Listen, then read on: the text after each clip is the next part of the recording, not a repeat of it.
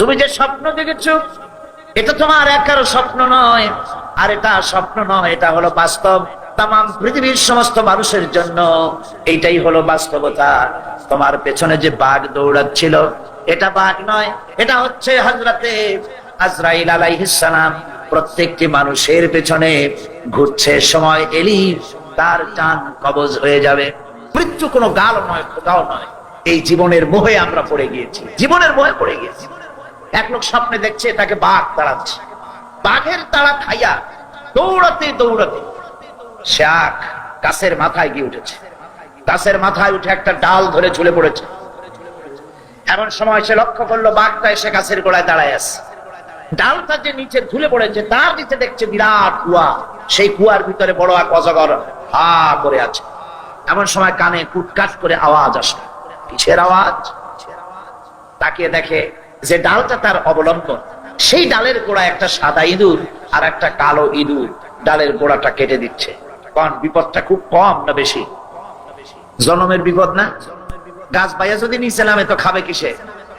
বাঘে। আর ডাল ভাঙিয়ে যদি নিচে পড়ে খাবে কিসে? এমন সময় তার মাথায় ঠান্ডা কি জানি পড়লো। উপরের দিকে তাকাইছে।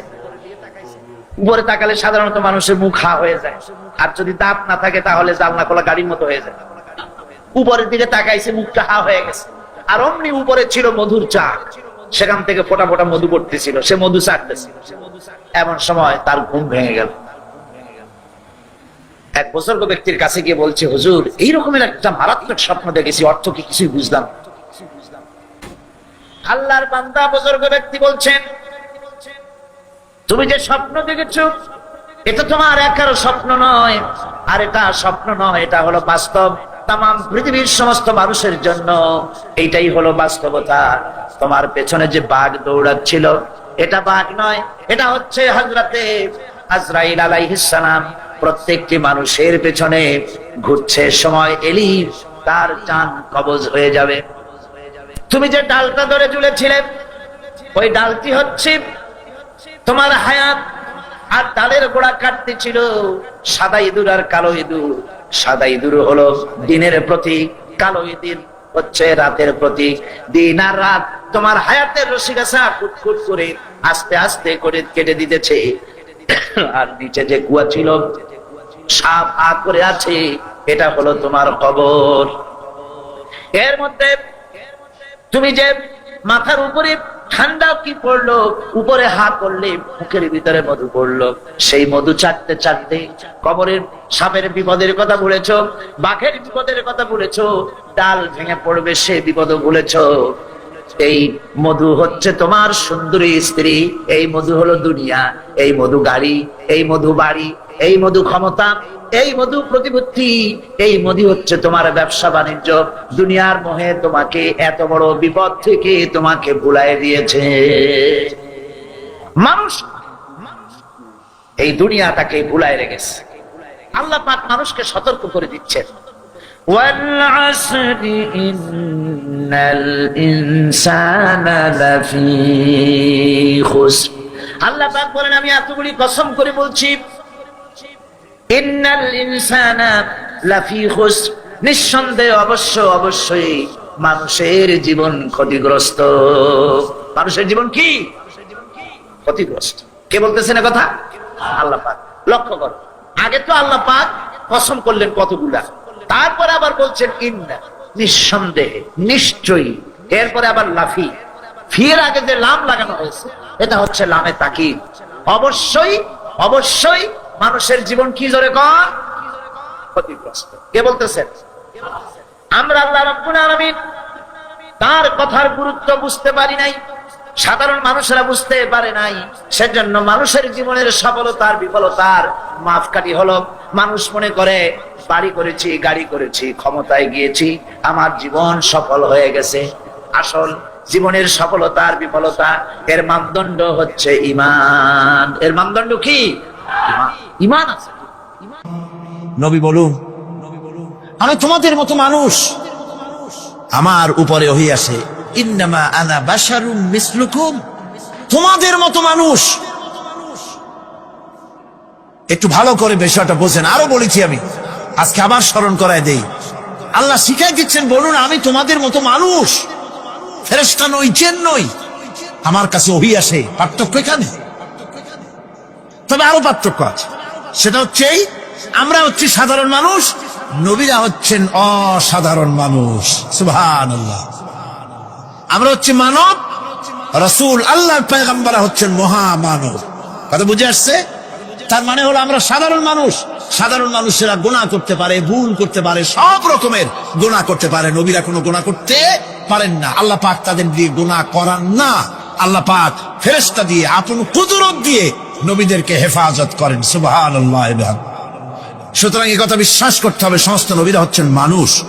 নবীদের আদর্শই কেবলমাত্র আদর্শ, সেই আদর্শকেই গ্রহণ করতে হবে, তাকেই একমাত্র নেতা হিসাবে গ্রহণ করতে হবে। আবার নেতা বলতেও রাজি না।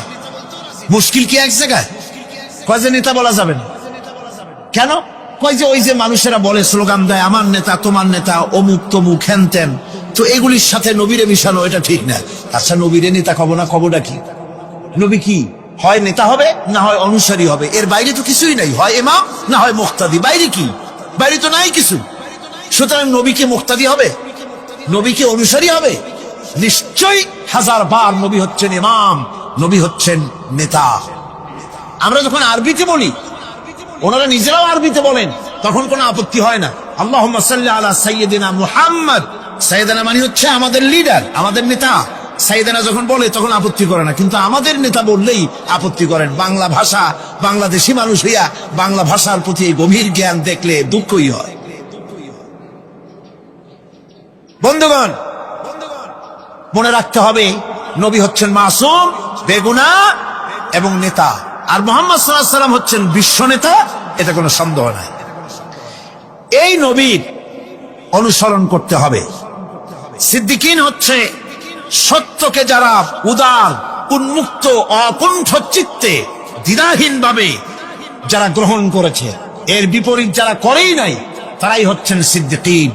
হযরতে, যেমন একটা দৃষ্টান্ত, হযরতে আবু বকর সিদ্দিক রাদিয়াল্লাহু তাআলা আনহু, মেরাজ থেকে হুজুর ফিরে এসেছেন সকাল বেলায়, ফজরের নামাজ পড়ে বসেছেন কাবা শরীফে, তিনি বসে আছেন। তো তখন আবু জাহেল এসে বলছে, মুহাম্মদ সাল্লাল্লাহু আলাইহি ওয়াসাল্লাম, প্রত্যেক দিনই তো নতুন নতুন কথা কও, আজকে কোনো নতুন কথা আছে? হুজুর বললেন, হ্যাঁ নতুন কথা আছে। কি? বলে, এই তো শেষ রাত্রে জিবরাইল আসছিল, আমারে নিয়ে গেল বাইতুল মুকাদ্দাসে, জেরুজালেমে গিয়ে নামাজ পড়লাম, ওইখান থেকে মহাকাশ পাড়ি দিলাম, 7 আকাশ পাড়ি দিলাম, সিদরাতুল মুনতাহা গেলাম, আরশে আজিম ভ্রমণ করলাম, আল্লাহর সাথে কথা কইলাম, জান্নাত জাহান্নাম দেখলাম, তারপরে আবার এই আইসা নামাজ পড়িয়া তোমাদের সাথে কথা বলতেছি। আবু জাহেল কয় যে, খাইস, যাও, মাথাটা একটু ভালো ছিল, এখন তাও সর্বনাশ হয়ে গেছে। কয়, মুহাম্মদ সাল্লাল্লাহু আলাইহি ওয়াসাল্লাম, তুমি যা বললা, এই কথাটা আমি কি হুবহু মানুষের কাছে বলবো? হুজুর বলছেন, অবশ্যই বলো গিয়ে।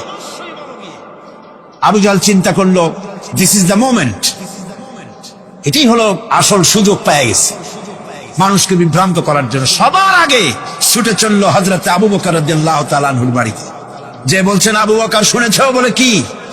মুহাম্মদ সাল্লাল্লাহু আলাইহি ওয়াসাল্লাম এই রকমের কথা বললো, বেচারার মাথাটা যাও ভালো ছিল, শেষ। হুজুর বলছেন, আবু জাহেল, আমার রাসূল কি এরকম বলেছেন? আবু জাহেল বলছে, আমার নিজ কানে শুনে আসলাম, এখনো তিনি সেখানে বসা। হযরত আবু বকর বলেন, আবু জাহেল, আমার আল্লাহর নবী তিনি যদি এরকম কথা বলে থাকেন, তাহলে আমি কোন সন্দেহ পোষণ করি না, অবশ্যই আল্লাহ রাব্বুল আলামিনের হাবিব যা বলেছেন তা সত্য। হযরত আবু বকর রাদিয়াল্লাহু তাআলা আনহু মসজিদে হারামে আসলেন, হুজুরকে জিজ্ঞেস করলেন, হুজুর, আবু জাহেল আমাকে এইসব কথা বললো, এগুলি কি ঠিক? হুজুর বললেন, হ্যাঁ। তিনি ঘটনা বয়ান করলেন। হযরত আবু বকর বললেন, হে রাসূল, আপনি যা বলেছেন সত্য বলেছেন, আপনার মেরাজ ঠিক হয়েছে, সঠিক হয়েছে, সন্দেহ নাই। হুজুর বলেন, আবু বকর, তুমি তো শুধু আবু বকর নাও, তুমি সিদ্দিক।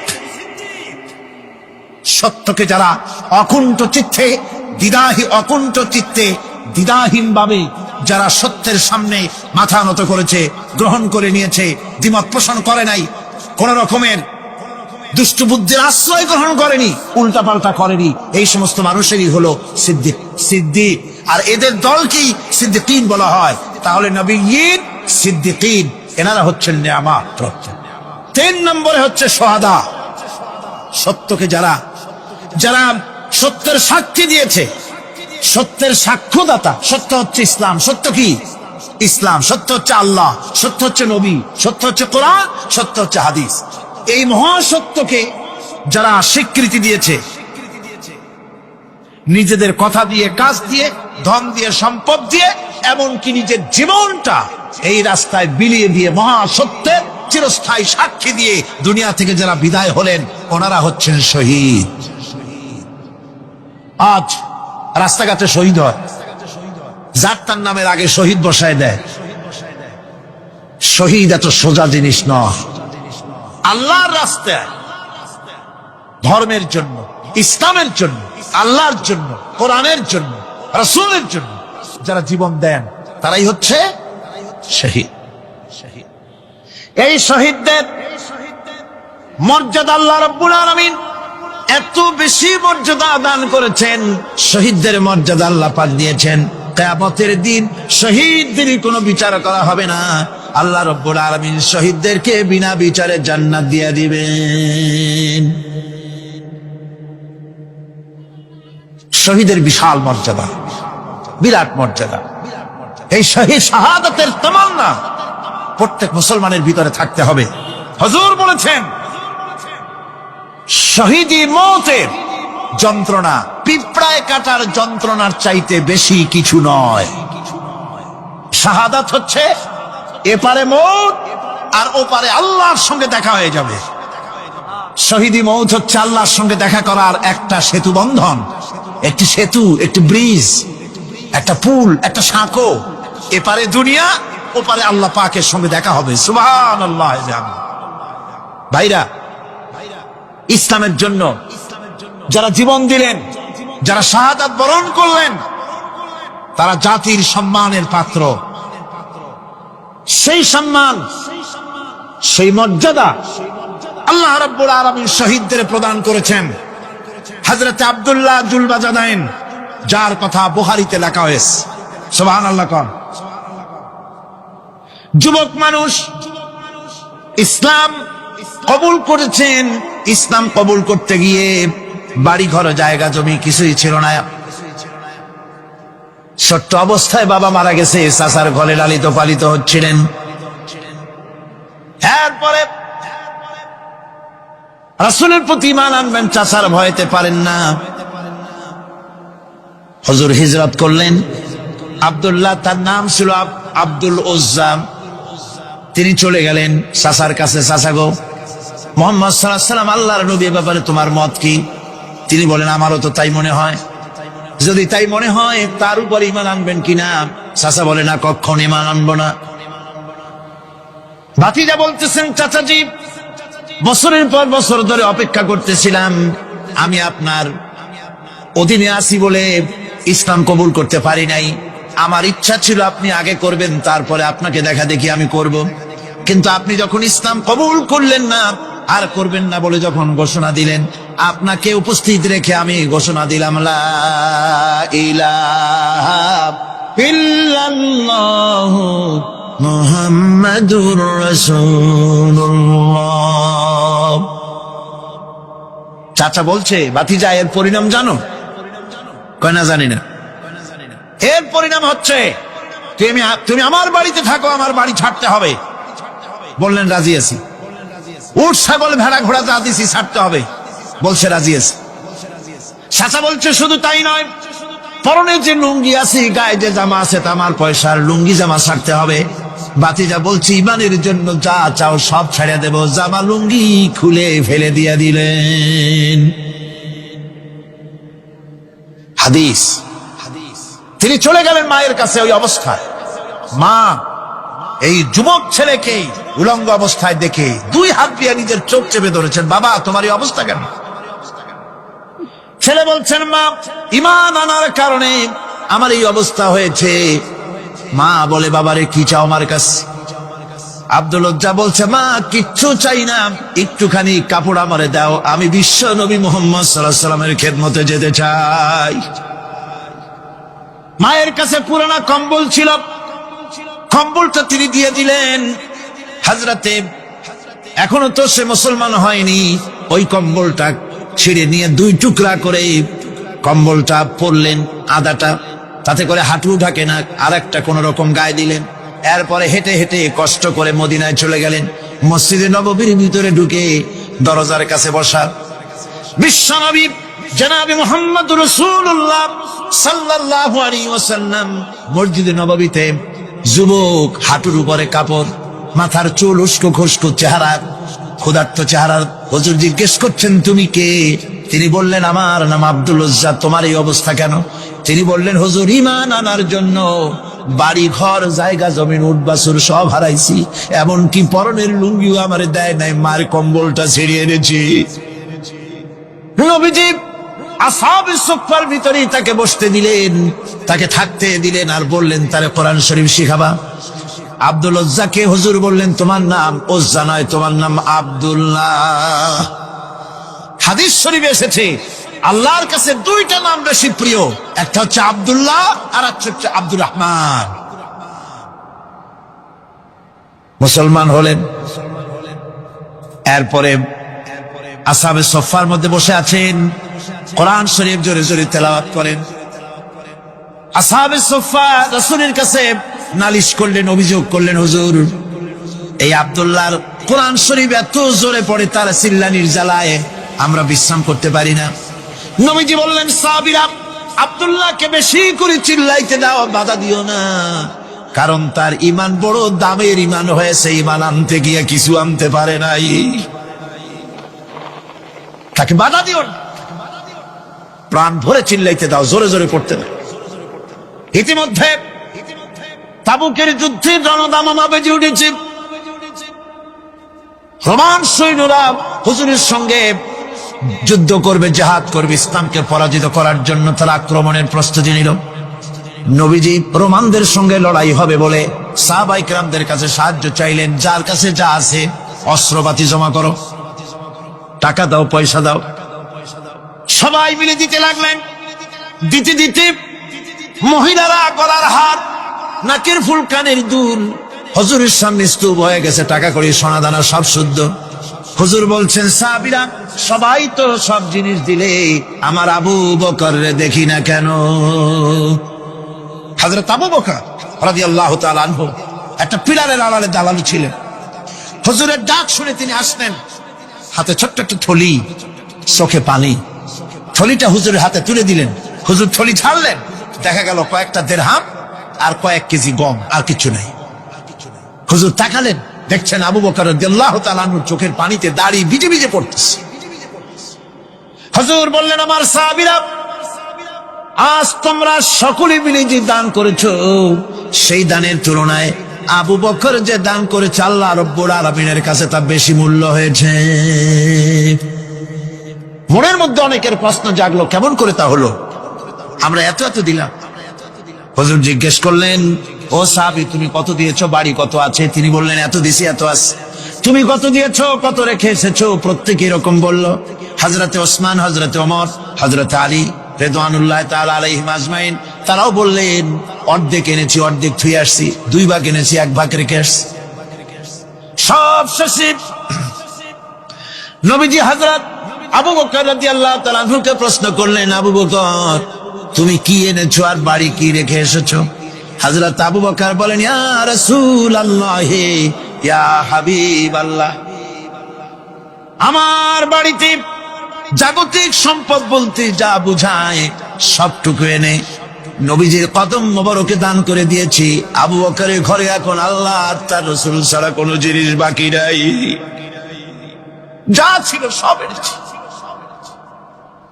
হুজুর জিহাদে রওনা হলেন 30,000 সৈন্য সাথে, 30,000 সৈন্য নিয়ে নবীজি তাবুকের দিকে চললেন। পথের মধ্যে হযরতে আব্দুল্লাহ এসে হুজুরের সামনে দাঁড়ায় গেছেন। আব্দুল্লাহ এসে বলেন, ইয়া রাসূলুল্লাহ একটু দাঁড়ান। এই জিহাদে মেয়ে লোক পুরুষেরা সাহাবীরা সবাই প্রাণ ভরে দান করলো, কিন্তু আমি এমন এক বান্দা আল্লাহর কিছুই দিতে পারলাম না। আমার তো দেওয়ার মতো কিছুই নাই হুজুর, আমার দেওয়ার মতো কিছুই নাই। তবে আমি আপনার কাছে দোয়া চাই, আপনি দোয়া করুন আমি যেন এই যুদ্ধে, এই জিহাদের ময়দানে আমি যেন শহীদ হতে পারি। নবীজি বললেন একটু বাকল নিয়ে আসো গাছের। একটা গাছের বাকল আনা হলো। এই বাকলটা হুজুর নিজ হাতে আব্দুল্লাহর হাতে বাঁধা দিলেন আর বললেন, রব্বুল আলামিন, আমি আব্দুল্লাহর রক্ত কাফেরদের জন্য হারাম করে দিলাম। হযরত আব্দুল্লাহ কেঁদে চলে যাচ্ছেন, বলছেন, ইয়া রাসূলুল্লাহ, আমি চাইলাম শহীদ হব আর আপনি আমার রক্তকে কাফেরদের জন্য হারাম করে দিলেন। হুজুর বলেন, আব্দুল্লাহ রে, এখন যদি তোমার মৃত্যু জ্বরের ভিতর হয়, আল্লাহ রাব্বুল আলামিন তোমারে শাহাদাত নসিব করে দিবেন। তাবুকের ময়দানে হুজুর চলে গেলেন। কয়েকদিন পরে খবর আসলো হুজুরের কাছে, আব্দুল্লাহ কয়েকদিন জ্বর ভোগ করে আব্দুল্লাহ মারা গিয়েছেন। হুজুর বললেন, তার জানাজার ব্যবস্থা করো, কাফন দাফনের ব্যবস্থা করো। ব্যবস্থা হয়ে গেল। রাতের বেলায় দাফন হবে। একজন লোক কবরের কাছে দাঁড়ায় টিম টিম করে একটা আলো নিয়ে দাঁড়ায় আছে, আর একজন লোক কবরের ভিতরে নেমেছেন।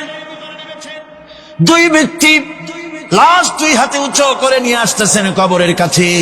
যিনি কবরের ভিতরে দাঁড়ানো, তিনি বলতেছেন, লাশ বহন করে তোমরা যে দুইজন আনতেছো, লাশের সাথে খবরদার বেয়াদবি করো না, তোমাদের ভাইয়ের সঙ্গে আদব করো। এই বলে কবরের ভিতরে যিনি দাঁড়িয়েছিলেন তিনি লাশটারে ধরলেন। কবরের ভিতরে দাঁড়াইয়া তিনি লাশ ধরেছেন, লাশকে কবরে শোয়াই দিয়েছেন। তিনি আর কেউ নন, তিনি বিশ্ব নবী মুহাম্মদুর রাসূলুল্লাহ। নিজের হাতে হযরত আব্দুল্লাহকে শোয়াই দিলেন। লাশ বহন করে যে দুইজন আনলেন, তার একজন হলেন হযরত আবু বকর আর একজন হযরত ওমর রাদিয়াল্লাহু তাআলা আনহুমা।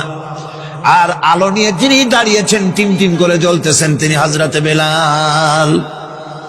কবরের ভিতরে হযরত আব্দুল্লাহকে শুইয়ে দিয়ে উপরে মাটি দিয়ে নবীজি কবরের দুই দিকে হাত দিয়া আল্লাহ রাব্বুল আলামিনের দরবারে ফরিয়াদ তুললেন, রব্বুল আলামিন, আমি আজকে সন্ধ্যা পর্যন্ত এই আব্দুল্লাহর প্রতি রাজি ছিলাম, খুশি ছিলাম। আল্লাহ গো, তুমি আব্দুল্লাহর প্রতি রাজি হয়ে যাও। হযরত ইবনে মাসউদ রাদিয়াল্লাহু তাআলা আনহু পাশে দাঁড়ানো ছিলেন। চিৎকার দিয়ে কেঁদে কেঁদে বললেন, আয় আল্লাহ তাআলা, এই কবরের ভিতরে আজকে আব্দুল্লাহর লাশটা না হইয়া যদি আমার লাশ হতো, আমার ভাগ্যটা খুলে যেত। শহীদের মর্যাদা আল্লাহ পাকের কাছে সব থেকে বেশি। এই শহীদের পথ নিয়ামত প্রাপ্তদের পথ, যারা নিয়ামত পেয়েছে পৃথিবীতে। নবীজি বললেন, হযরত আয়েশা লক্ষ্য করে দেখেন, নবীজির চোখের পানি দিয়ে কোনা দিয়া পানি বেয়ে বেয়ে পড়ছে। হযরত আয়েশা প্রশ্ন করলেন, ইয়া রাসূলুল্লাহ, নামাজের দৃশ্য দেখি কাঁদছেন কেন? হুজুর বলেন, আয়েশা রে, এটা কোনো দুঃখের পানি নয়, আমি কাঁদতেছি এই জন্য, এই নামাজের জামাত কায়েমের জন্য তায়েফের ময়দানে অনেক রক্ত ঝরেছে, আবার উহুদের ময়দানে দান দান শহীদ হয়েছে, সাহাবায়ে কেরাম জীবন দিয়েছে। আজ আমি দেখতে পেলাম আমার উম্মতেরা জামাতে নামাজ পড়ছে।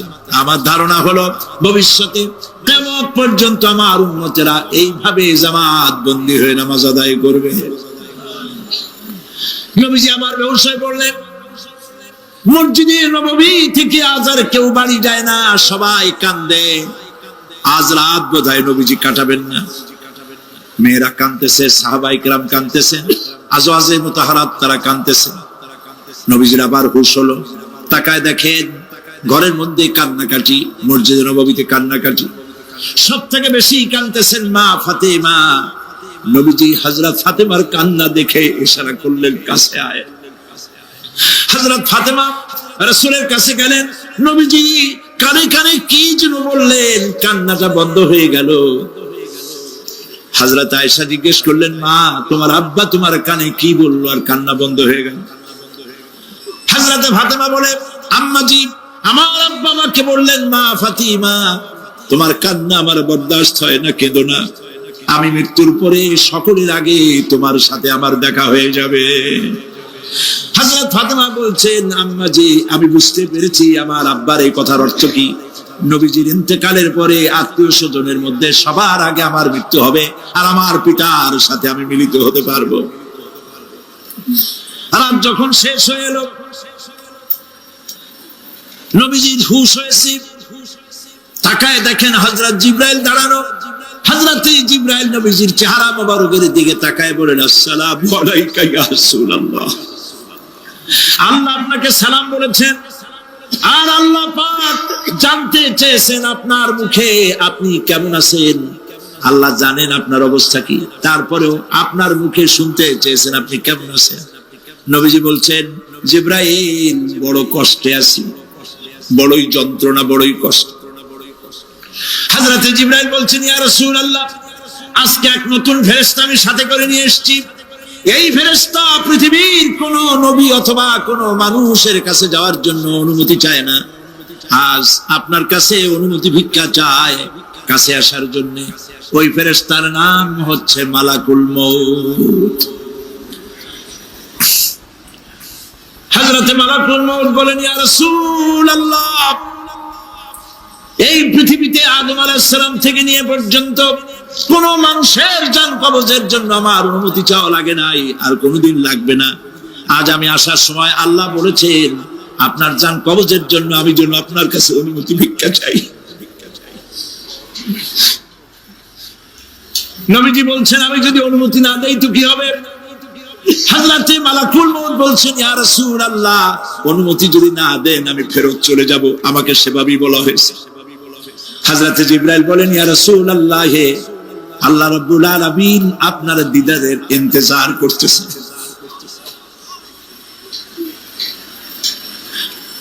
নবীজি বলছেন, মালাকুল মউত, তুমি জান কবজের কাজ শুরু করো। মালাকুল মউত যখন কাছে এসেছে, রাসূল জিজ্ঞেস করলেন, আয়েশা, ঘরে যে কয়েক টুকরা স্বর্ণ ছিল সেগুলোর কি অবস্থা? ছোট ছোট 6 টুকরা স্বর্ণ ছিল। হযরত আয়েশা বলছেন, হুজুর আমি এগুলো রেখে দিছি। হুজুর বলছেন, না, রাখতে পারবে না, আমার ইন্তেকালের আগে খয়রাত করে দাও। মুহাম্মদ সাল্লাল্লাহু আলাইহি ওয়াসাল্লাম আল্লাহর কাছে অবস্থায় উঠবে না যে তার ঘরের ভিতরে সোনা ছিল। দিয়ে দাও, খয়রাত করে দিয়ে দাও। হযরত মালাকুল মউত রাসূলের জান কবজ শুরু করে দিলেন। রাসূলুল্লাহ জীবনের শেষ কথা বললেন, আসসালাত আসসালাত ওয়া মা মালাকাত আইমানুকুম। আমার উম্মতেরা বিদায় লগ্নে বলে গেলাম, নামাজ নামাজ নামাজ ছেড়ে দিও না।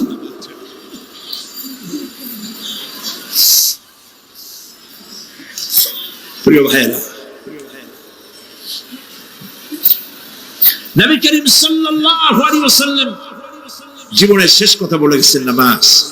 সেই নামাজে আমাদের যত সব অবহেলা, স্ত্রীকে নামাজ পড়ান, বউকে নামাজ পড়ান, ছেলে মেয়েকে নামাজ পড়ান। দোকানদার ভাইরা যখন আজান হয়ে যাবে দোকান বন্ধ করে দেন, আপনি আপনার কর্মচারীরা নামাজ পড়তে যান। যতটুকু সময় নামাজ পড়তে গেছে এই সময় বিক্রি করলে যা লাভ হইতো, এরপরে বিক্রি করলে আল্লাহ 10 গুণ বেশি বরকত দিতে পারেন। পারেন কিনা? পারেন কিনা? আল্লাহরে বিশ্বাস করেন, আল্লাহ আপনার বরকত দিবে। আপনার কর্মচারী, দোকানদারে, বাড়ি ঘরে স্ত্রী পুত্র পরিজন যারা আছে সবাইকে নামাজি বানান। নামাজি বানাবার জন্য চেষ্টা করুন। নামাজ রোজা ইত্যাদি করুন। মিথ্যা বলবেন না, ওজনে কম দিবেন না, খাদ্যে ভেজাল দিবেন না, ঘুষ খাবেন না, ঘুষ দিবেন না, মানুষের উপর অত্যাচার করবেন না, কাউকে কষ্ট দিবেন না। মানুষ যেন আপনার ব্যবহারে কষ্ট না পায়। আল্লাহ পাক বলেছেন, ওয়াকুলু লিন-নাসি হুসনা, মানুষের সাথে সুন্দর সুন্দর কথা কও। নবী করিম সাল্লাল্লাহু আলাইহি ওয়াসাল্লাম বলেছেন, মানুষের সাথে যদি হাসি মুখে কথা বলো একটা সদকা দেওয়ার সমান সওয়াব হয়ে যাবে। মানুষকে ভালোবাসো, গরিবদের ভালোবাসো, তাদের অর্থ করি দাও, পয়সা করি দাও, তোমার যা আছে দিতে থাকো। কুয়ার পানি যত উঠাবেন তত কুয়ার পানি ভালো থাকবে, আর পানি উঠাবেন না কুয়ার পানি পচে যাবে। এই জন্য আল্লাহর রাস্তায় পয়সা যত ইনকাম হচ্ছে খরচ করতে থাকেন, আল্লাহ পাক দিতে থাকবেন। আল্লাহ পাক বলেছেন যে সাদকার মালকে আল্লাহ বৃদ্ধি করে দেন, আর দান সদকা যারা করে না, যাকাত দেয় না, তাদের মালকে আল্লাহ ধ্বংস করে দেন, হালাক করে দেন। এগুলোর দাম নাই, অশান্তি বাড়বে। বউ কথা শুনবে না, সন্তানাদি কথা শুনবে না, মামলা মোকদ্দমা, অশান্তি আর অশান্তি। আর আল্লাহর পথে থাকুন, আল্লাহ শান্তি বাড়ায় দেবেন। আমরা বলি আমিন। প্রিয় ভাই সব, আমি কিছু আলোচনা আজকে আল্লাহ পাক যা করাইছেন এগুলি যেন আল্লাহ আমারে আমল করার তৌফিক দেন। আমি মাঝে মধ্যে ভয় পাই, একদিন তো এই খবর নিশ্চয়ই হবে যে সাইদি বিদায় হয়ে গেছে। সেদিন খালি হাতে যেন আল্লাহর কাছে না যাই, আমি যেন আসামি না হই যে আমি যা বলছি মানুষকে 40 বছর একটানা যা বললাম আমি নিজে আমল করতে পারি নাই। এরকম ভিক্ষুক যেন আমি না হই, আমি যা মানুষকে বলেছি আমি যেন তা আমল করতে পারি। আমি আপনাদের কাছে দোয়া চাই। আমরা কেউ বাঁচবো না, এই যে দেখা হলো আবার দেখা নাও হইতে পারে। সেই জন্য আমরা আমাদের জীবনকে যেন তৈরি করি। আপনারা কোরআন শরীফ পড়ুন, দিন শিখুন, ঈমান শিখুন, ভালো থাকুন, ভালো হয়ে চলুন। আল্লাহ রাব্বুল আলামিন পরীক্ষার জন্য আমাদেরকে এই ময়দানে ছেড়ে দিয়েছেন। প্রশ্ন কি হবে আল্লাহ সব বলে দিয়েছেন। প্রশ্ন কি হবে? তোমার যৌবন, এ ব্যাপারে প্রশ্ন করা হবে। কোন পথে ইনকাম করেছো প্রশ্ন করা হবে। কোন পথে খরচ করেছো প্রশ্ন করা হবে। দ্বীনের ইলম যতটুকু হাসিল করেছিলে তার কতটুকু নিজে পালন করেছো, আর দ্বীনের দাওয়াত কতটুকু মানুষের কাছে পৌঁছায়ছো, প্রত্যেকটি ব্যাপারে কিয়ামতে আল্লাহর কাছে জবাব দিতে হবে। এই জন্য কবি বলছেন, আমল সে জিंदगी बनती है ये जन्नत भी व जहन्नम भी ये खा के अपनी फितरत है ना नारी ना नूरी। মানুষের জীবন আমল দিয়ে গঠন হয়, আমল দিয়ে জীবন গড়ে।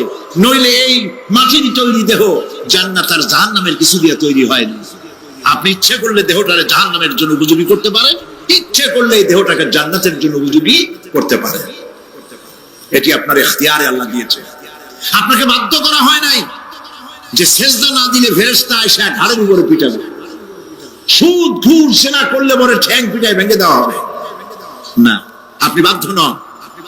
আপনি সম্মানিত জীব, আল্লাহ সম্মানিত প্রাণী আল্লাহ পাকের। সেই জন্য মানুষকে বাধ্য করা হয় নাই। অটোনোমাস বডি, অটোনমি দেওয়া হয়েছে, আপনাকে স্বাধিকার দেওয়া হয়েছে। চন্দ্র সূর্যের ব্যাপারে স্বাধিকার দেওয়া হয় নাই। রাত এখন 7:35, সূর্যের বাপেরও ক্ষমতা নাই বাংলাদেশে এখন উকি মারে, ঠিক কিনা? সে এখন আমেরিকায় রোদ দিচ্ছে, তাপ দিচ্ছে আমেরিকা। ওকে নির্ধারণ করা হয়েছে যেভাবে, সেইভাবেই করতে হবে। পানি বলেন, পাহাড় বলেন, পাখি বলেন, চন্দ্র বলেন, গ্রহ বলেন, নক্ষত্র বলেন, সব জিনিস বাই হুক এন্ড ক্রুক আল্লাহর হুকুম মানতে বাধ্য। কোরআনে কারীমে আল্লাহ পাক বলেছেন, আফা গায়রা দীনিল্লাহি ইয়াবগুন ওয়া লাহু আসলামা মান ফিস সামাওয়াতি ওয়াল আরদি তাওআন ওয়া কারহা। আল্লাহর দেওয়া জীবন ব্যবস্থা ছেড়ে দিয়ে তোমরা কি অন্য কোন মতবাদ তালাশ করো? ওয়ালাহু আসলামা মান ফিস সামাওয়াতি ওয়াল আরদ, অথচ আকাশে যা আছে জমিনে যা আছে সব আনুগত্যের মস্তক আমার সামনে অবনত করে দিয়েছে। সুবহানাল্লাহ। মানুষকে আল্লাহ পাক ইখতিয়ার দিয়েছেন। ইচ্ছে করলে মাহফিলও আসতে পারেন, ইচ্ছে করলে সিনেমাও ঢুকতে পারবেন, অসুবিধা নেই। অসুবিধার জন্য কিয়ামত, ওখানে হিসাব হবে। এখানে আপনি সূর্য চন্দ্র ফেরেশতা, ফেরেশতারও কোনো মাজাল নাই, কোনো ইখতিয়ার নাই আল্লাহর হুকুমের বাইরে কিছু করে। আল্লাহ যা করতে বলেছেন তাই করতে হবে, এর বাইরে এক চুলও নড়তে পারবে না। কিন্তু মানুষেরা করতে পারবে। মানুষ ইচ্ছে করলে নামাজ রোজা ছাড়তে পারে, ইচ্ছে করলে আল্লাহর অমান্য করতে পারে। এটা তার বিচারের জায়গা না, এটা হলো পরীক্ষার জায়গা। এটা কিসের জায়গা? পরীক্ষার জায়গা। এখানে আপনি কামাই করলে ওখানে কিছু পাবেন, এখানে কামাই না করলে কিছু পাবেন না। আরো সোজা করে বলি, কোন কৃষক, যে কৃষক আষাঢ় মাসে শ্রাবণ মাসে জমিন চাষ করে না, পৌষ মাসে তার গোলায় ধান আসবে? কথা বোঝেন নাকি বুঝেন? পৌষ মাসে গোলায় ধান আসবে? কোন পাগলেও বলবে না যে তুমি তো চাষই করো নাই, তুমি জমিনে, তোমার জমিনের ফসল তোমার ঘরে আসবে কেন? কাজী এই দুনিয়ায় পরীক্ষা দিলে এখানে রেজাল্ট হয়, এখানে গাছ লাগাইলে এখানে ফল দেয়। কিন্তু মানুষের জন্য আল্লাহ পাক যে আমল তৈরি করেছেন, পরীক্ষা নেবেন, সেই পরীক্ষার রেজাল্ট এখানে হবে না। পরীক্ষার রেজাল্ট আউট হবে কোথায়? আখিরাত। বলেন সবাই, কোথায় হবে? পরীক্ষার রেজাল্ট আউট হবে কোথায়? আখিরাত। এখানে আপনি যা কামাই করবেন এখানে রিটার্ন দেওয়া হবে না, এখানে যা কামাই করবেন সমস্ত কামাই 700 গুণ বর্ধিত আকারে কিয়ামতে আল্লাহ আপনার হাতে ধরাই দিবেন। আল্লাহর ওয়াদা কখনো মিছে হয়? মিছে হয় রাজনৈতিক দলের নেতারা, এই জাতীয় লোকেরা যারা মঞ্চে আসে আর বলে যে এবার আমাদের ভোট দেন, আমরা ক্ষমতায় যাইতে পারলে আপনারা না খাইয়ে কেউ মরবেন না। কিন্তু কি খাইয়ে মরবে তাও কয় না। সেদিন শুনলাম এই যে নির্বাচন এখন একটা চলতেছে, স্লোগান বাপ দাঁড়াইছে, ছেলে তো বলে রহিম ভাই আমার ভাই, তোমার ভাই, বাপের নাম রহিম। তারপরে শুনলাম বলতেছে বেগুন ভাইয়ের চরিত্র, আজকে নাম রাখে তো আদর করে বেগুন পটল, বেগুন ভাইয়ের চরিত্র ফুলের মতো পবিত্র। আমি আর একজনের পাশে থেকে কইল যে নামাজ পড়ে না একত্র, এমনই ফুলের মতো চরিত্র। তো দুনিয়ার ময়দানে আপনি যা কামাই করবেন এখানে রেজাল্ট আউট হবে, এখানে আপনি পাবেন ফল, এখানে পাবেন। যা করবেন এখানে গাছ লাগাবেন, ফল লাগাবেন, এখানে পাবেন। আর আল্লাহর জন্য যেটা করবেন সেটার ফল, সেটার রেজাল্ট কিয়ামতে বাইরে হবে। সুবহানাল্লাহ। এখানে পরীক্ষা দিয়ে যদি কেউ ফেল করে, ম্যাট্রিক পরীক্ষা দিয়ে ফেল করেছে, ফাজিল পরীক্ষা দিয়ে ফেল করেছে, আবার পরীক্ষা দিয়ে পাস করার সুযোগ আছে, আবারও ফেল করেছে, আবারও পরীক্ষা দিয়ে পাস করার সুযোগ আছে। 10 বার যদি ফেল করে আরো 10 বার পরীক্ষা দিয়ে পাস করার সুযোগ আছে। কিন্তু কিয়ামতের দিন আল্লাহ রাব্বুল আলামিনের জীবনের পরীক্ষায় কোন মানুষ যদি আল্লাহর আদালতে ফেল করে বসে একবার, দ্বিতীয়বার পরীক্ষা দেওয়ার আর কোনো সুযোগ নাই। এই পৃথিবীতে যদি কেউ নিম্ন আদালতে মামলায় হেরে যায়, জজ কোর্টে করবে, যদি হেরে যায় হাইকোর্টে করবে, হেরে গেলে আপিল করবে সুপ্রিম কোর্টে, সুপ্রিম কোর্টেও যদি হেরে যায় তাহলে প্রেসিডেন্টের কাছে আপিল করবে। সুযোগ আছে কয়েকবার।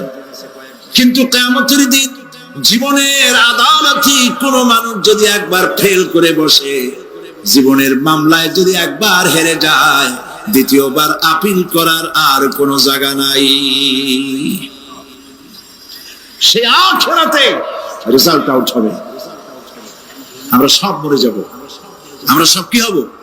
সব মরে যাব। আল্লাহ পাক আমাদেরকে উঠাবে না। মানুষকে কবরে রাখার সময় আমরা কি বলি? মিনহা খালাকনাকুম, জানেন না? পড়েন, মিনহা খালাকনাকুম ওয়া ফিহা নুঈদুকুম ওয়া মিনহা নুখরিজুকুম তারাতান উখরা। এই মাটি দিয়ে তোমাকে তৈরি করা হয়েছিল, এই মাটির মধ্যে রেখে গেলাম, এর থেকে আবার তোমাকে উত্থিত করা হবে। কে বলতেছেন এ কথা? আল্লাহ পাক বলছেন, আল্লাহ তাআলা বলছেন।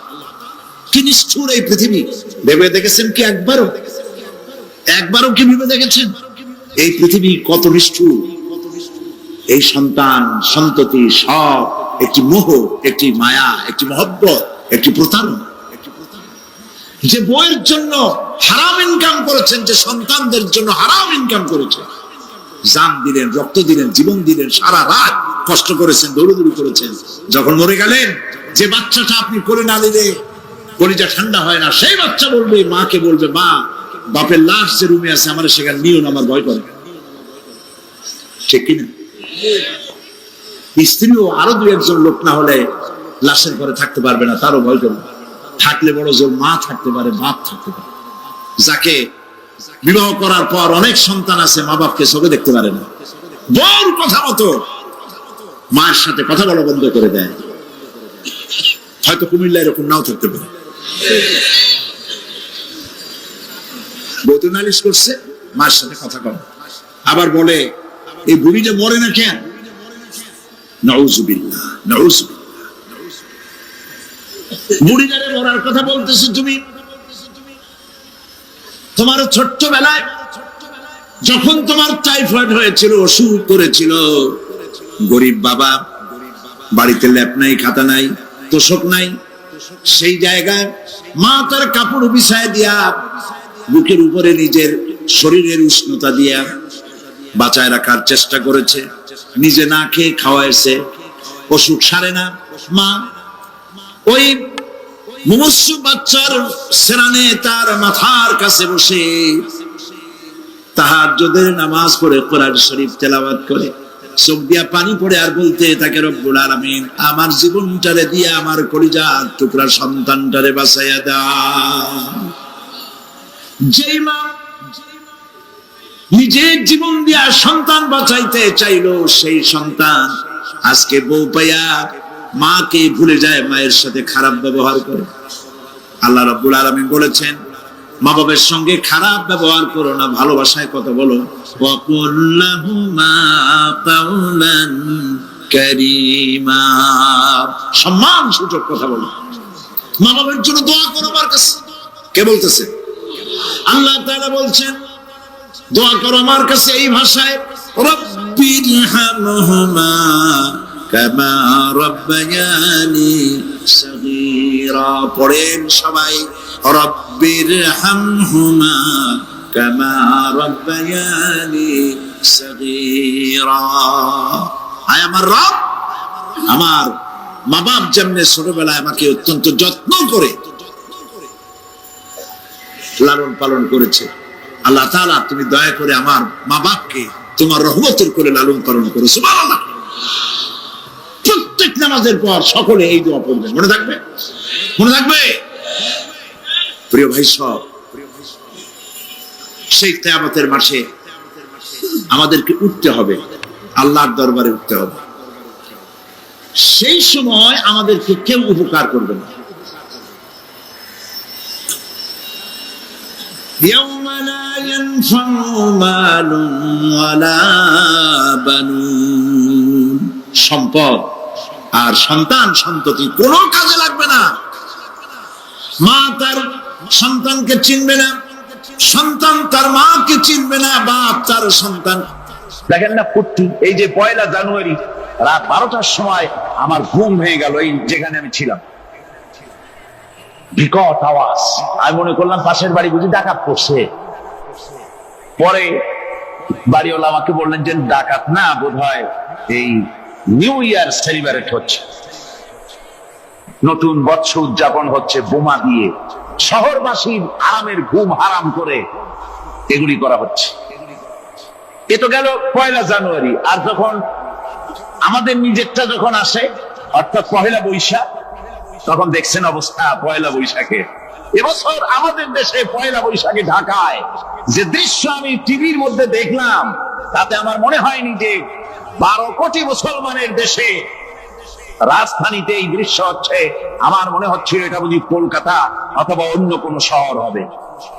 আমি দেখলাম সমস্ত যুবক যুবতী, নারী পুরুষ, বিভিন্ন বয়সের লোক সব একসঙ্গে রাস্তায় নেমেছে, নাচতেছে। তার মধ্যে বুদ্ধিজীবী আছে, শিক্ষিত লোক আছে, সমানে নাচতেছে। আর তাদের মুখোশ পরা, বানরের মুখোশ, কুকুরের মুখোশ, শূকরের মুখোশ, ঘোড়ার মুখোশ, হাতি শিয়ালের মুখোশ, এই মুখোশ পরে এভাবে নাচতেছে। আমি চিন্তা করলাম, নববর্ষের সাথে কুত্তার মুখোশের সম্পর্ক কি? নববর্ষের সাথে পাতি শ্রীগালের মুখোশের সম্পর্ক কি? তাহলে ওরা কি বলতে চায় যে আগামী বছরটা আমরা কুত্তার ভূমিকায় অ্যাক্টিং করব, অথবা শ্রীগালের মতো ধূর্তামি করব জাতির সাথে? তারপরে কি করলো? সকাল বেলায় যুবক যুবতী 1 বৈশাখ সূর্য উদয়ের আগে রমনা লেকের পাড়ে গিয়ে সব দাঁড়িয়েছে বাসন্তী রঙের শাড়ি পরে। তারপরে সেখানে দাঁড়িয়ে সূর্য উদয়ের পানে তাকিয়ে সকাল বেলায় ভাবে করজোর করে বলছে, এসো হে নববৈশাখ স্বাগতম হে। নববৈশাখ অলক্ষে বোধহয় এটা শুনে বলতেছে, বাবাজিরা আমারে ডাকতেছো, অপেক্ষা করো আমি আসতেছি। আমারে ডাকতেছো, আমি আসতেছি, কোমরে গামছা বেঁধে আসতেছি, 225 মাইল স্পিডে আসতেছি, 30 ফুট উঁচু জলোচ্ছ্বাস নিয়ে আসতেছি, নববৈশাখের মজা। আমার ভাইরা, মুসলমান নববর্ষ উদযাপনের সাথে মুসলমানের কিসের সম্পর্ক? মুসলমান যদি এই দিন উদযাপনই করে, তাহলে তাকে করতে হবে ফজরের নামাজ পড়বে, মুসলমান নববর্ষ উদযাপন করবে, ফজরের নামাজ পড়বে, তারপরে কোরআন শরীফ তেলাওয়াত করবে, দরুদ শরীফ পড়বে, আল্লাহর দরবারে হাত তুলে বলবে রব্বুনা রাব্বিন, একটি বছর পার করে দিলাম, নাফরমানি ছাড়া কিছুই তো করি নাই, বিগত বছরে যা করেছি মাফ করে দাও, আগামী বছরটা গোটা জাতি আর দেশের জন্য কল্যাণকর মঙ্গলময় করে দাও। এটাই তো বলা উচিত ছিল নাকি বলে, তা না করে, তা না বলে, বৈশাখের পরিচালককে না দেখে সরাসরি বৈশাখকে আহ্বান করা হয়েছে, আর বৈশাখ আহ্বান করার মজা জনমের মতো দেখাই দিয়েছে। আল্লাহ রাব্বুল আলামিন তাই বলেন, কাফেররা তাদের কাজ হলো শুধু খাওয়া, তারা এমন খাওয়া খায় জনমের মতো খায়, ইয়াকুলুনা কামা তাকুলুল আনাম, জানোয়ারে যেমন খায় ওই রকম খায়, তার মানে খায় একটু বিসমিল্লাহ কয় না, খায় যখন ছেড়ে দেয় তখন আলহামদুলিল্লাহ বলে না, বাহাত দিয়ে খায়, আবার বাহাত দিয়ে খায়, ডাব একটা কাটলো বিসমিল্লাহ নাই, খাইলো, দুই চার ঝোঁক খাইয়া পুরা ডাবটা ঢালাই দিল, ডাবটা কি তোমার বাজান তৈরি করছিল নাকি? একটু বিসমিল্লাহ বললা না, একটু শুকরিয়া আদায় করলাম। আমি গত এই যে ডিসেম্বর গেল, ডিসেম্বরের 16 তারিখ আমেরিকা থেকে এসেছি, ওখানে দেখলাম তারা প্রতি নভেম্বর মাসের শেষ বৃহস্পতিবার থ্যাঙ্কস গিভিং ডে অবজার্ভ করে। তা আমি জিজ্ঞেস করলাম থ্যাঙ্কস গিভিং ডে জিনিসটা কি? ওরা বললো এটা হচ্ছে এই যে গড আমাদেরকে সারা বছর ভালো খাওয়াইছে, আমাদেরকে ভালোভাবে পড়াইছেন, সুন্দর রেখেছেন, এই জন্য আমরা গডকে থ্যাঙ্কস দেই নভেম্বরের এই শেষ দিনটিতে, সারা বছরে ভালো খাইছি, ভালো থাকছি, এই জন্য গভর্নমেন্টকে মানে গডকে থ্যাঙ্কস দিলাম। আমি আমার আলোচনায় সেখানে বললাম যে দেখেন রাশিয়ার সাথে আমেরিকার পার্থক্য তো এখানে, ওরা গডকে অস্বীকারই করেছে, গডই মানে না, আর এরা গডের নামাজ রোজা বা ইবাদত কিছু করুক আর না করুক, গডের অন্তত একটা ধন্যবাদ দেয়। ওরা ওদের ডলারে লিখেছে ইন গড উই ট্রাস্ট, প্রত্যেকটা ডলারে লেখা আমরা গডে বিশ্বাস করি। তো শুকর আদায় করলে তো আল্লাহ বাড়িয়ে দিবে। আল্লাহ রাব্বুল আলামিনের সুন্নাত হলো শুকর যদি কেউ আদায় করে আল্লাহ বাড়িয়ে দেন, লা ইন শাকারতুম লা আযীদান্নাকুম ওয়া লা ইন কাফারতুম ইন্না আযাবী লাশাদীদ। আমার নিয়ামতের শুকর যদি আদায় করো আমি বাড়ায় দেব, আর যদি নিয়ামতের শুকর আদায় না করো তাহলে মস্ত বড় শাস্তি তোমাদের জন্য রেখেছি। তো আমেরিকা শুকর আদায় করে নিজেরা খাইয়া, কিন্তু ওদের জমিন হলো বিশাল জমিন। আমি কয়েকবার গিয়েছি এবং বহু স্টেট সফর করেছি, ওদের জমিন এত ফার্টাইল, জমিনে যদি রীতিমতো তারা ফসল ফলাতো, এই ফসল সারা দুনিয়ার দরিদ্র ভূমুক্ষ জনতাকে খাওয়াইয়া বাঁচাইতে পারত, কিন্তু ওরা তা করে না। ওরা করে কি? ওরা মুনাফার হার, বাজার দর ঠিক রাখার জন্য নির্দিষ্ট পরিমাণ জমিনের ফসল ফলায়, কিন্তু জমিন এতই উর্বর ওদের মেজারমেন্ট করা, মাপ করা, হিসাব করা ফসল হয় না, ফসল হয় বেশি। তখন বাড়তি ফসলকে তারা প্রতি বছর লক্ষ লক্ষ টন আলু আর গমকে তারা সমুদ্রে নিক্ষেপ করে। তাদের আলু এবং গম সেই সময় তারা নিক্ষেপ করে সমুদ্রে যখন ইথিওপিয়া, সুদানে মানুষ না খেয়ে মরছে, পৃথিবীর বিভিন্ন দেশে মানুষ ক্ষুধার যন্ত্রণায় যখন চিৎকার করছে, আর তাদের এই চিৎকারে আকাশ বাতাস ভারী হয়ে যাচ্ছে, তখন ওরা এই কামটি করছে। তাই আমি প্রথম দিন বলেছিলাম যে রাশিয়া যেমন খান খান হয়েছে, অস্তিত্ব বিলুপ্ত হয়েছে আল্লাহর সাথে নাফরমানি করার কারণে। আপনারা বলতে পারেন কমিউনিজম কি একটা সহজ ব্যাপার? একটা বিরাট শক্তি, পৃথিবীর বুকে কত দেশ তারা ডমিনেট করতেছিল, কোন যুদ্ধ নাই, কোন রক্তপাত নাই, বিনা ধাক্কায়, বিনা বাতাসে, বিনা ঝড়ে বিশাল মহিরুহু চিৎপটান। এটা হলো কেন? কেন হলো রাশিয়ার এই দশা? আমি লালদিঘির ময়দানে বলে গেছিলাম, আমি চিন্তা করে যেটা পাইছি সেটা হচ্ছে দুনিয়ার সমস্ত মতবাদ আল্লাহকে কোনো না কোনো প্রকারে স্বীকার করে, তার কথা মানুক আর না মানুক, আছে একটা কিছু, এতটুকু বলে যে আল্লাহ আছেন বা গড আছে বা একটা কিছু আছে। কমিউনিজম, সমাজতন্ত্র হলো পৃথিবীর একমাত্র নিকৃষ্ট মতবাদ, যে মতবাদ সরাসরি আল্লাহকে অস্বীকার করেছে, বলেছে আল্লাহ নাই, দেয়ার ইজ নো গড। তারা ধর্মকে আফিম বলেছে।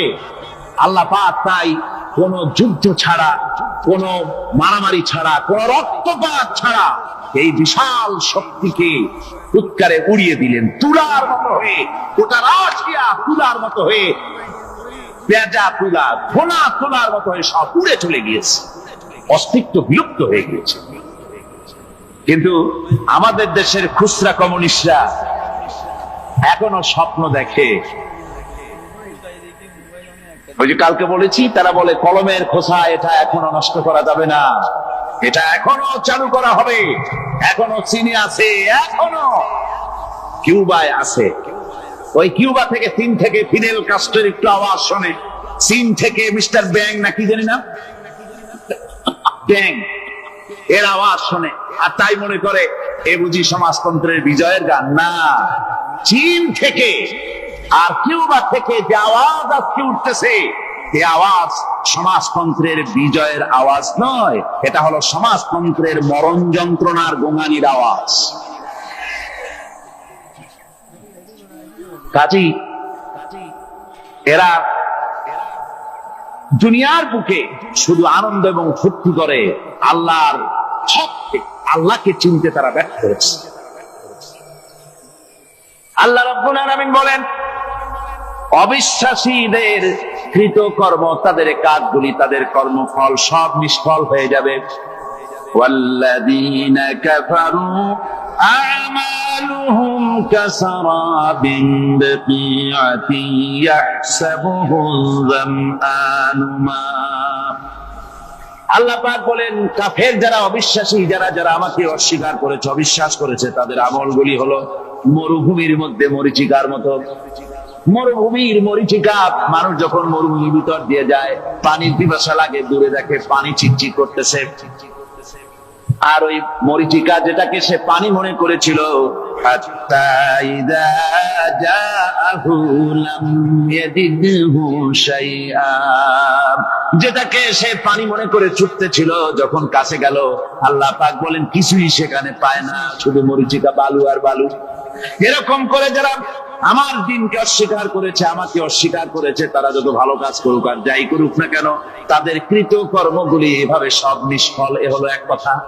2 নম্বরের কথা হলো, ওরা মনে করেছিল সমাজতন্ত্র শান্তি দেবে, কমিউনিজম শান্তি দেবে, সোশ্যালিজম শান্তি দেবে, ক্যাপিটালিজম শান্তি দেবে। এই শান্তির চিন্তা করে অগণিত মানুষকে হত্যা করে সমাজতন্ত্র নুঈদুহা সিরাতাহাল উলা। লা তাখাফ, ভয় পেও না। আল্লাহ বলছেন ধরো, ভয় পেও না। ধরার সঙ্গে সঙ্গে স্বাভাবিক অবস্থায় ফিরে আসবে, আবার লাঠি হয়ে যাবে। এখন আল্লাহ বলছেন ধরো। মুসা আলাইহিস সালাম কি ভয় পাওয়া উচিত হবে? উচিত হবে। মুসা আলাইহিস সালাম কি ভয় পাইছিলেন? কারণ হচ্ছে এই দুশমনের শক্তিটা খুব বড়ই দেখা যায়, মনে হয় যেন অনেক বড়, কি জানি কি। আল্লাহ পাক বলছেন, ইন্না কাইদাশ শায়তানে কানা দাঈফা। শয়তানের চক্রান্ত যতই তুমি মনে করো অনেক ষড়যন্ত্রের জাল বিস্তার হয়ে আছে, আল্লাহ কিছুই না, দাঈফা, অত্যন্ত দুর্বল। আল্লাহ পাক বললেন ধরো। মুসা আলাইহিস সালাম সাপ ধরলেন, সঙ্গে সঙ্গে লাঠি হয়ে গেল। ফিরআউন বরদাস্ত করলো না, রাষ্ট্রশক্তির পক্ষ থেকে আক্রমণ শুরু হলো। অপরাধ কি? মুসা আলাইহিস সালামের অপরাধ কি? কি অপরাধ? মাশাআল্লাহ, বুঝতে পেরেছেন। অপরাধ হচ্ছে তিনি বলেছেন লা ইলাহা, জোরে বলেন লা ইলাহা ইল্লাল্লাহ। তো আমি বলবো, আল্লাহ রাব্বুল আলামিন কোরআনে কারীমের মধ্যে বলেছেন, আল্লাহু লা ইলাহা ইল্লা হুয়াল হাইয়ুল কাইয়্যুম। কোন সূরায় আছে? কোন আয়াতে? আয়াতুল কুরসি। পড়তে ইচ্ছা করে না? পড়েন আমার সাথে। আল্লাহু লা ইলাহা ইল্লা হুয়াল হাইয়ুল কাইয়্যুম। আল্লাহ হচ্ছেন তিনি, যিনি ছাড়া কোনো উপাস্য নাই, কোন ইলাহা নাই, কোন মাবুদ নাই যিনি ছাড়া, আর কোন ইবাদতের মালিক নাই। আর যিনি হচ্ছেন সদা জাগ্রত চিরঞ্জীব, সার্বভৌমত্বের একচ্ছত্র মালিক যিনি, যিনি সদা জাগ্রত চিরঞ্জীব, তিনি হচ্ছেন আল্লাহ।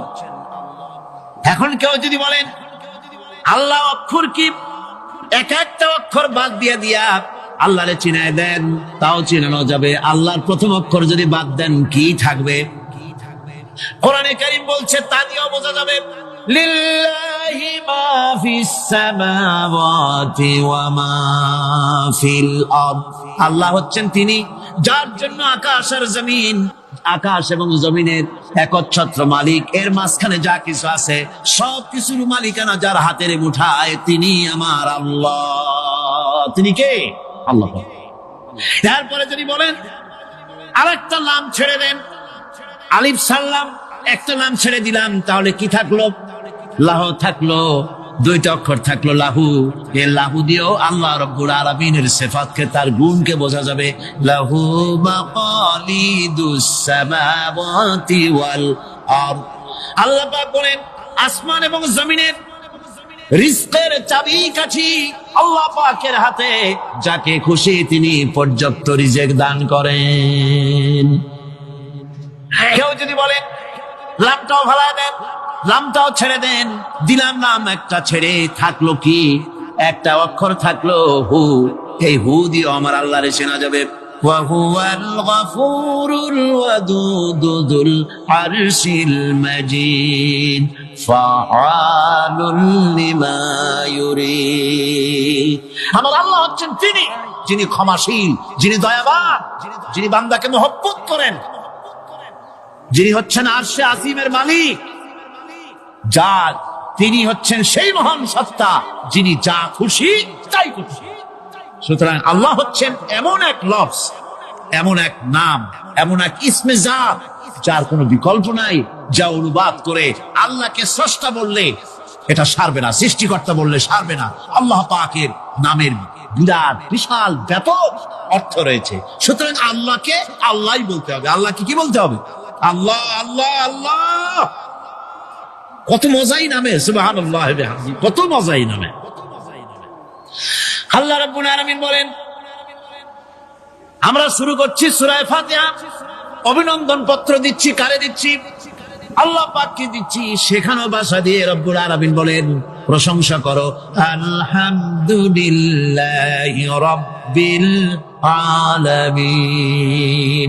সমস্ত প্রশংসা আল্লাহ পাকের, যিনি হচ্ছেন রব, যিনি কি? রব। এখন এই রব শব্দের বাংলা অর্থ করা হয় প্রভু, লালনকারী, প্রতিপালনকারী, কিন্তু এই অর্থ যথেষ্ট নয়। কোরআনে কারিমে যে রব বলা হয়েছে তার অর্থ হচ্ছে, তার অর্থ ব্যাপক, অনেক বিশাল এর অর্থ। এ রব কাকে বলে? এই রব শব্দের বাংলা অর্থ করা হয় প্রভু, লালনকারী, প্রতিপালনকারী, কিন্তু এই অর্থ যথেষ্ট নয়। কোরআনে কারিমে যে রব বলা হয়েছে তার অর্থ হচ্ছে, তার অর্থ ব্যাপক, অনেক বিশাল এর অর্থ। এ রব কাকে বলে? আমি রবের সমস্ত ব্যাখ্যা করতে পারবো না, তবে অল্প কথায় এমন ভাবে বলতে চেষ্টা করব যাতে করে আপনাদের বুঝে আসবে ইনশাআল্লাহ। আমরা বলি ইনশাআল্লাহ। এখন আপনারা যদি আমাকে প্রশ্ন করেন যে অত কথা বুঝি না, এক লাইনে এক বাক্যে বুঝাই দেন রব কাকে বলে, তাহলে আমি কথাটা এইভাবে বলবো, যাহার যখন যে জিনিসে যতটুকুন প্রয়োজন তাহাকে তখন সেই জিনিস ফরিয়াদ করার আগে যিনি পৌঁছে দেন তার নাম হচ্ছে রব। এ রব হচ্ছে তার মধ্যে রুবুবিয়তের সম্পূর্ণ কোয়ালিটিতে ভর্তি। আল্লাহ পাকের মধ্যে রুবুবিয়তের কোয়ালিটি। রব শুধু সৃষ্টি করেই ছেড়ে দেন না, প্রতিপালন করেন, পূর্ণতায় পৌঁছে দেন। সুবহানাল্লাহ বলতে ইচ্ছে করে না ভাইরা?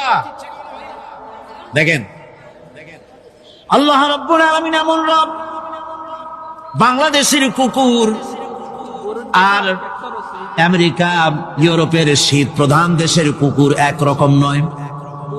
আমাদের দেশের পশু ইউরোপ আমেরিকা শীত প্রধান দেশের পশু একরকম নয়।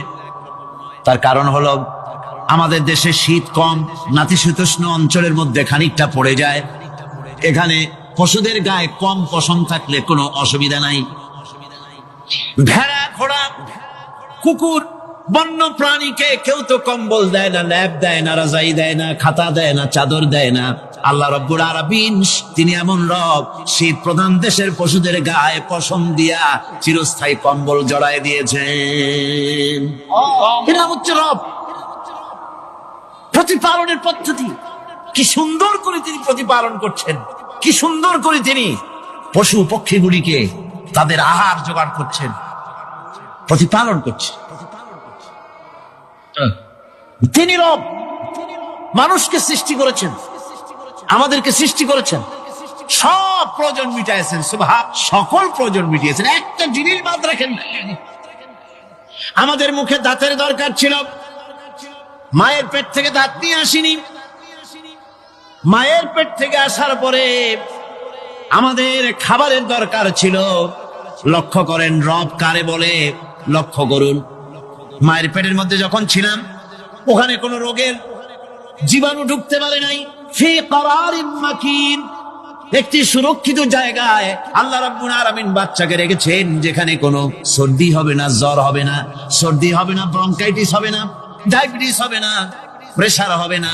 মায়ের পেটের মধ্যে বাচ্চাকে এমন জায়গায় আল্লাহ যত্ন করে রেখেছেন। এই বাচ্চা যখন মায়ের পেট থেকে বেরিয়ে এলো, তখন তার পরিবেশ অত্যন্ত খারাপ। এখানে পলিউশন আছে, এখানে কার্বন ডাই অক্সাইড আছে, এখানে বিষাক্ত হাওয়া আছে, এখানে দূষিত আবহাওয়া রয়েছে। প্রতি মুহূর্তে রোগ তাকে হামলা চালাতেছে। এই রোগের থেকে সে বাচ্চা বাঁচবে কি করে? এজন্য রব্বুল আলামিন তিনি এমন রব, মায়ের বুকের মধ্যে যে খাবার তৈরি করলেন বাচ্চার, ওই খাবারের মধ্যে বাচ্চার ওষুধও আল্লাহ পাক বানায়া দিলেন।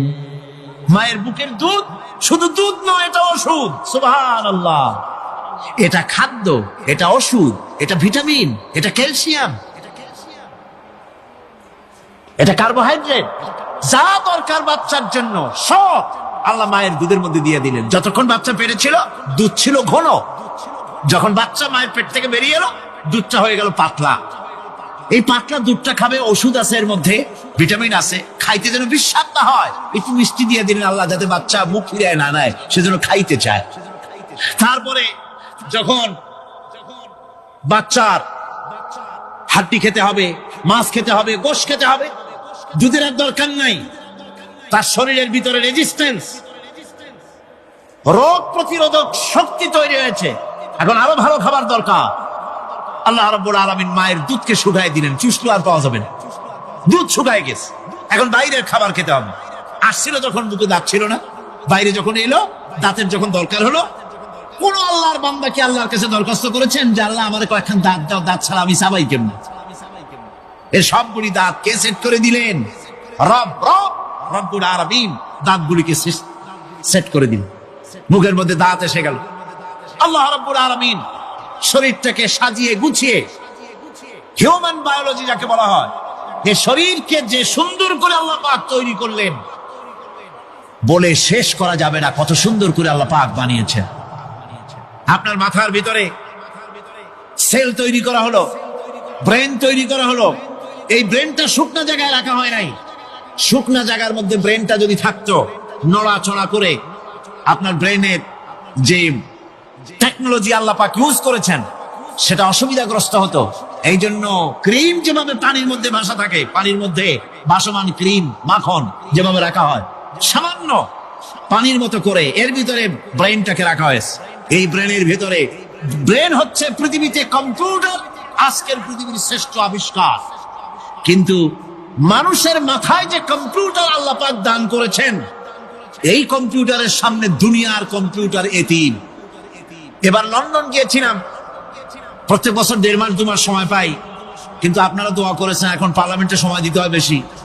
বিদেশের সফর কমে গিয়েছে, 10 দিনের জন্য গিয়েছিলাম। ওরা আমাকে একটা ডায়েরি দিল, সেই ডায়েরিটার ভিতরে ডিজিটাল ডায়েরি। এই ডায়েরির মধ্যে তারা বলল যে এরকম, এই যে কাগজটা আপনারা দেখতে পাচ্ছেন, এই রকমের কাগজের 10 লক্ষ পাতা লিখতে যত কাগজ লাগে, এরকমের 10 লক্ষ পাতার লেখা ছোট্ট এই ডায়েরিটার মধ্যে ঢুকাই দেওয়া যায়। 10,000 টেলিফোন নাম্বারের মেমোরিতে তুলে দেওয়া যায়। এটা হচ্ছে লেটেস্ট আবিষ্কার। কিন্তু আল্লাহ পাক মানুষের যে ব্রেনটা তৈরি করলেন, পৃথিবীতে যা আছে এ সব কিছু একটা মানুষের ব্রেনের মধ্যে, সমস্ত তথ্য, সমস্ত ফ্যাক্টস মানুষের মেমোরির ভিতরে ঢুকাবার পরেও আরো লক্ষ লক্ষ জায়গা বাকি থেকে যাবে, শূন্য থেকে যাবে, যা পূরণ হওয়ার নয়। এত বিশাল মেমোরি আল্লাহ পাক তার মানুষের মাথার মধ্যে তৈরি করে দিয়েছেন। সুবহানাল্লাহ বিহামদি। দেখুন অবস্থাটা কি। আল্লাহ তার মানুষকে কিভাবে, রব কাকে বলে, রব কারে বলে, সুবহানাল্লাহ বিহামদি। চোখের সামনে রাস্তা দিয়ে চলতে গিয়ে চোখের সামনে সাপ দেখলেন, চোখ দেখার কাজ করেছে। চোখ কি করেছে? দেখার কাজ করেছে। এখন কি করবেন? চোখ কিন্তু দেখে বসে থাকে নাই, চোখ দেখা মাত্রই ট্রান্সমিট করেছে ব্রেনকে। ব্রেন সাথে সাথে অ্যাকশন নিতে বলেছে হাতকে আর পাওকে। হাতে লাঠি থাকলে পিটাও, লাঠি না থাকলে পাকে বলেছে দৌড় মারো। এই যে সাপ দেখলো, চোখ এটাকে পাঠাই দিল ব্রেনকে, ব্রেন পাঠাই দিল অ্যাকশনে হাতে আর পায়ে। এতে কিন্তু 1 সেকেন্ড সময় লাগে নাই, 1 সেকেন্ডের কয়েক লক্ষ ভাগের 1 ভাগের ভিতরেই মানুষ অ্যাকশনে এসে গিয়েছে। সুবহানাল্লাহ। এর নাম হচ্ছে রব। এর নাম কি? তার অফুরন্ত সৃষ্টি। মানুষের হার্ট তৈরি করেছেন, চোখ তৈরি করেছেন। চোখে কিন্তু আমরা নেগেটিভ দেখি। চোখে আমরা কি দেখি? নেগেটিভ দেখি। এই নেগেটিভটা চোখ ক্যাচ করে ব্রেনের ভিতর থেকে পজিটিভ হয়ে কে বের করে দেয়? সুবহানাল্লাহ বিহামদি। কানে অসংখ্য শব্দ শুনি, কিন্তু কোন শব্দ তো জড়ায় যায় না। অসংখ্য শব্দ আমরা শুনি। যেমন রেডিও ঘুরাচ্ছেন, 9 ব্যান্ড রেডিও অথবা এর থেকেও বেশি ব্যান্ডওয়ালা রেডিও। আপনি যখন ঘুরাচ্ছেন কোন সেন্টার ধরার জন্য, অনেক সময় 4-5টা সেন্টার জড়ায় যায় না? জড়ায় কিনা? 4-5টা সেন্টার জড়ায় যায়, সর্বনাশ হয়ে যায়, কোনটা থেকে কোনটা শুনি। তো এইরকম করে আপনার কানের ভিতরে শব্দগুলি সব জড়াইয়া পাকাইয়া আপনার কানের মধ্যে একটা বিশ্রী আওয়াজ সৃষ্টি করে দিতে পারত। কে স্তরে স্তরে শব্দগুলিকে শোনার ব্যবস্থা করেছে? আপনার জিহ্বার ভিতরে হাজারো রকমের স্বাদ গ্রহণ করার জন্য একটা জিহ্বায় এতগুলি টেস্ট নেওয়ার ক্ষমতা কে তৈরি করে দিলেন? আল্লাহ রাব্বুল আলামিন। সুবহানাল্লাহ বিহামদি। তিনি হচ্ছেন রব, যিনি মানুষের প্রতিপালন সৃষ্টি করেন এবং প্রতিপালন করেন, এমনি এমনি ছেড়ে দেন। এরপরে মানুষের সব প্রয়োজন তিনি মিটিয়েছেন। মানুষের জীবন ধারণের জন্য সব থেকে বড় প্রয়োজন পানি। সবচেয়ে বড় প্রয়োজন কি? পানি। জোরে কোন কি? পানি। জীবনের জন্য পানি এবং আর্দ্রতা, এই দুটি জিনিস অপরিহার্য, এছাড়া জীবন বাঁচবে না। আমরা দেখতে পাই সমুদ্র ভরা পানি মজুদ আছে। লক্ষ্য করেন, সমুদ্র ভরা পানি মজুদ আছে, নদী খাল বিল ভরা পানি মজুদ আছে, কিন্তু এটাই তো যথেষ্ট নয়। রব হচ্ছেন তিনি, যিনি এই বিশাল বিশাল পানির মজুদ থেকে বাতাসকে যিনি প্রতিনিয়ত বাষ্পীয় আকারে পানিগুলিকে সমুদ্র থেকে উত্থিত করেন, পানিগুলিকে উত্থিত করেন মহাকাশে। আল্লাহ পাক বলেন, আল্লাহুল্লাযী আরসালার রিয়াহা ফাতুসিরু সাহাবা। বাষ্প হয়ে পানিগুলি আকাশে উত্থিত হয় এবং মহাকাশে যাওয়ার পর এই পানিগুলি, লবণাক্ত পানিগুলি আল্লাহর মেশিনে সেগুলি মিষ্টি হয়ে যায়। জোরে কোন সুবহানাল্লাহ। পানিগুলি মিষ্টি হয়ে গেল। ওই মিষ্টি পানি আল্লাহ রাব্বুল আলামিন নাজিল করে দিলেন। এবার বৃষ্টি কণা কণা হয়ে পড়লো, ফোঁটা ফোঁটা বৃষ্টি। আল্লাহ খুঁজে দেখলেন বৃষ্টির ফোঁটাগুলি পৃথিবীর প্রতিটি কণা তালাশ করে তৃষ্ণার্ত কণাগুলিকে আল্লাহ পাক ভিজাই দিলেন। সেই জন্য তার নাম হলো রব। তিনি হচ্ছেন রব, প্রয়োজন মিটান। পানি সবচেয়ে প্রয়োজন বেশি, সেই পানি আল্লাহ পাক এভাবে সরবরাহ করলেন। জমিনের চারিদিকে নদী নালা রেখেছেন, জমিনকে আর্দ্র করেছেন, জমিনের ভিতরের পানি মিষ্টি করেছেন। টিউবওয়েল মারলে পরে, পাম্প করলে পরে ভিতর থেকে মিঠা পানি আল্লাহ পাক বের করে দেন। সুবহানাল্লাহ। এই মিষ্টি পানির ব্যবস্থা করেছেন। এরপরে তিনি ওই আল্লাহ পাক মিষ্টি পানির ব্যবস্থা করে বৃষ্টির মাধ্যমে পৃথিবীতে ফসল উৎপাদনের ব্যবস্থা করে দিলেন। পাক কোরআনে কারীমের মধ্যে বলেছেন, ওয়াজআলনা মিনাল মাই কুল্লা শাইইন হাই। পানি দ্বারাই আমি সব বস্তুকে সজীব রাখি। বৈশিষ্ট্যের দিক থেকে পানির রয়েছে অনেক গুণ, আশ্চর্য গুণ। পৃথিবীর ৭৫% হচ্ছে পানি। আকাশ থেকে অর্থাৎ চাঁদ থেকে যখন চাঁদে ভ্রমণকারীরা যখন ছবি তুলেছে, তো সেই ছবিতে ব্লু রং এসেছে বেশি, সবুজ এসেছে কম। সবুজ হলো গাছপালা, আর ব্লু হচ্ছে পানি। সমুদ্রের পানির রং হচ্ছে নীল।